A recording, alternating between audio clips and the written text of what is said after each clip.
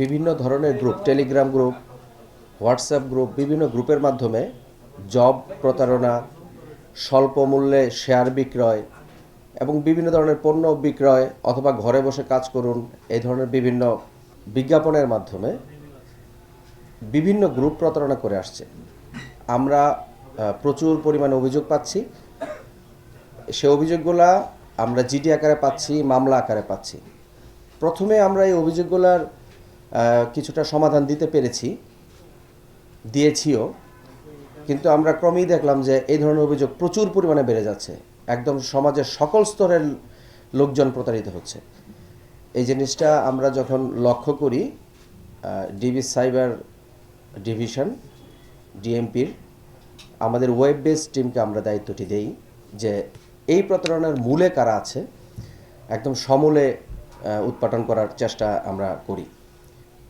এখানে বিভিন্ন ধরনের লেয়ার আছে, first layer, second layer, third layer. সব লেয়ারগুলো আমরা পার হতে হতে আমরা এই প্রতারণার একদম মোটামুটি মূল পর্যায়ে যেতে পারি। সেখানে দেশি বিদেশি একটি চক্র কাজ করছে।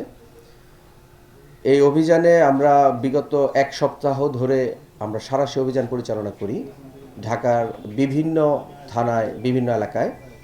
সেখান থেকে আমরা কোনো একটি বাসা থেকেই পাওয়া গেছে 51,000 সিম। বাংলাদেশে ব্যবহৃত বিভিন্ন মোবাইল কোম্পানির সিম 51,000। টোটাল আমরা 51,251টি সিম উদ্ধার করি। আমরা 21টি ভিওআইপি জিএসএম গেটওয়ে, এটা একটা মেশিন যেটার মধ্যে অনেকগুলো সিম ইনসার্ট করা থাকে। এর মাধ্যমে সার্বক্ষণিকই ক্রিপ্টোকারেন্সির মাধ্যমে আমাদের এই টাকাগুলা প্রতারণা হচ্ছে। আমাদের সাধারণ মানুষ এই এই এই এই মেশিনটির মাধ্যমেই আসলে প্রতারিত হচ্ছে। যত টাকা প্রতারিত হচ্ছে সে সব টাকাগুলো এই মেশিনটার মাধ্যমে, ক্রিপ্টোকারেন্সির মাধ্যমে দেশের বাইরে চলে যাচ্ছে। এই অপারেশন আমরা এক সপ্তাহ ধরে করে আসছি। আমরা এখনও অপারেশনের মধ্যেই আছি। আজকেও আমাদের একটি অপারেশন হওয়ার সম্ভাবনা রয়েছে।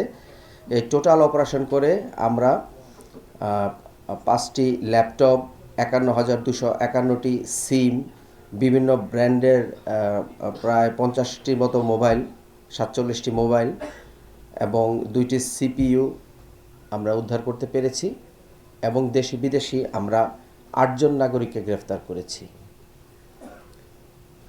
আমাদের এই অপারেশন অব্যাহত থাকবে।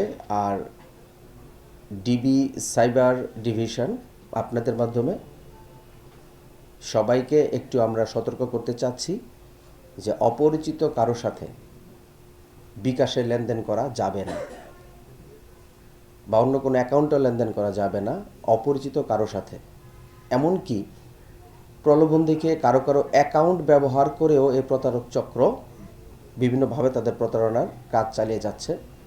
অনেকে বুঝে না বুঝেও সেই অ্যাকাউন্ট তাদেরকে ব্যবহার করতে দিচ্ছে এবং বিভিন্ন ধরনের আইনি জটিলতার সম্মুখীন হচ্ছেন।